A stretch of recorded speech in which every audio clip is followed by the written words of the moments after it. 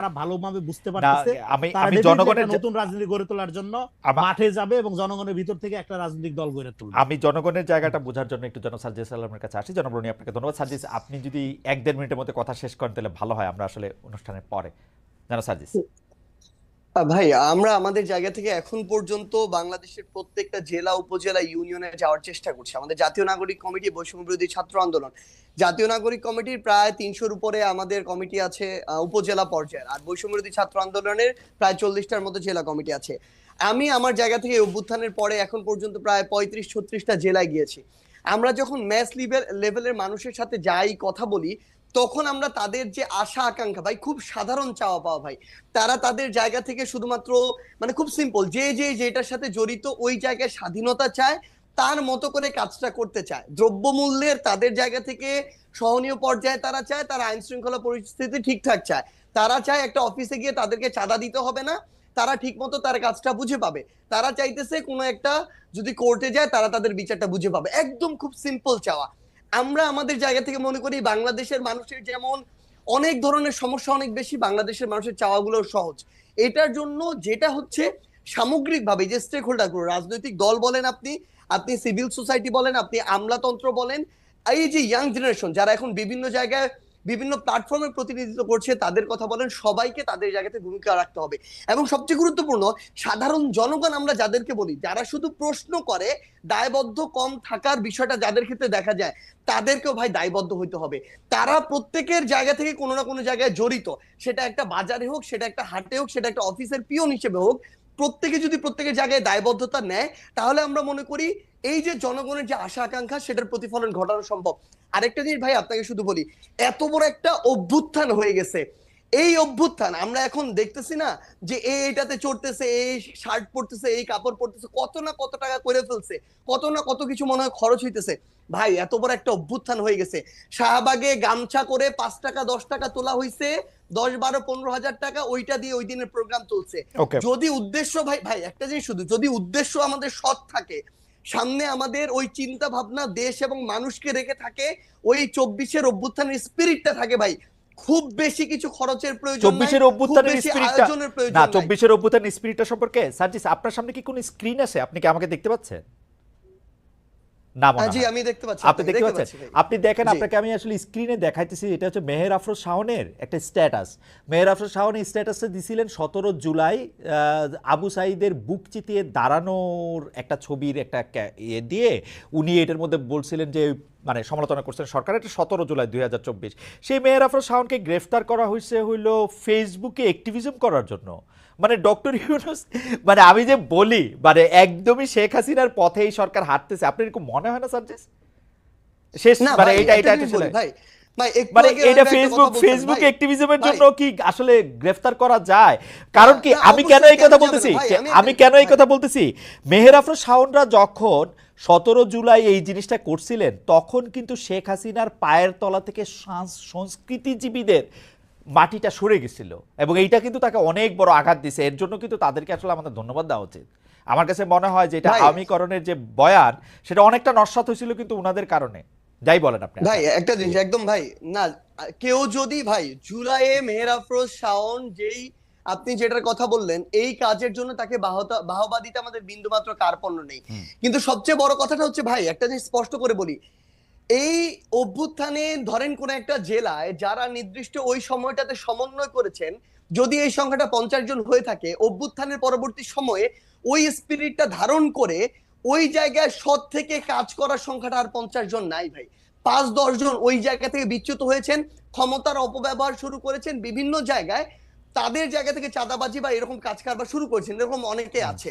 এখন সবচেয়ে বড় কথাটা হচ্ছে, ওই নির্দিষ্ট একটা ভালো কাজের জন্য আমি অবশ্যই তাকে ধন্যবাদ দিব, কিন্তু সেটাকে কেন্দ্র করে এখন যেমন আমরা দেখছি কয়েকটা গ্রুপ হয়েছে, ভাই আমি নিজে 2টা ফেসবুক গ্রুপ কারা চালায় আমি জানি না, তাদের বিরুদ্ধে আমি মামলা করেছি নিজে গিয়ে, আমার জীবনের প্রথম মামলা।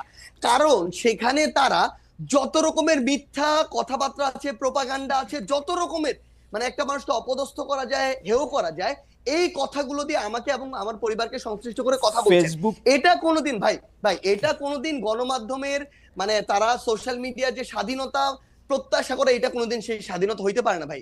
সেই জায়গায় আজকে যদি এমন একটা কথা বলা হয় যেটার কোনো ভিত্তি নাই, কিংবা এমন একটা কথা বলা হয় যেটা মিসরিপ্রেজেন্টেশন হয়, সেই জায়গায় সেই কথার বিরুদ্ধে অবশ্যই মানে এরকম যদি দেওয়া হয় তাহলে তো একটা এখানে টোটালি পুরো দেশে একটা অরাজকতা তৈরি হবে, যে যার মতো করে বলবে। মানে না ধরেন মিথ্যার কি আসলে অরাজকতা সৃষ্টি করার ক্ষমতা আছে? বর্তমান যুগে আইসা একটা মিথ্যা প্রমাণ করতে 10 সেকেন্ড লাগে। এই ফেসবুক অ্যাক্টিভিজমের জন্য যদি আপনারা এখন জেলে নেন, এটা ঠিক হচ্ছে কিনা আমি জানি না সার্জিস, আপনারা নিশ্চয়ই চেক করবেন। আমাদের আর মানে আমি জানি না, মানে আপনি আমি যদি বলেন কারণ আমি এটা রনির কাছেও এক লাইন শুনতে চাই, আপনি বলেন। ভাই একটু আনসার আছে ভাই। সবচেয়ে বড় কথা কি জানেন, এখন বাংলাদেশে আমি ধরে নিচ্ছি 10 কোটি মানুষ ফেসবুক ব্যবহার করে, এর মধ্যে ফ্যাক্ট চেক করে কোনটা রিয়েল কোনটা ফেক এটা বোঝার মতো ভাই 70 to 80% মানুষের এই ক্যাপাবিলিটি নাই ভাই।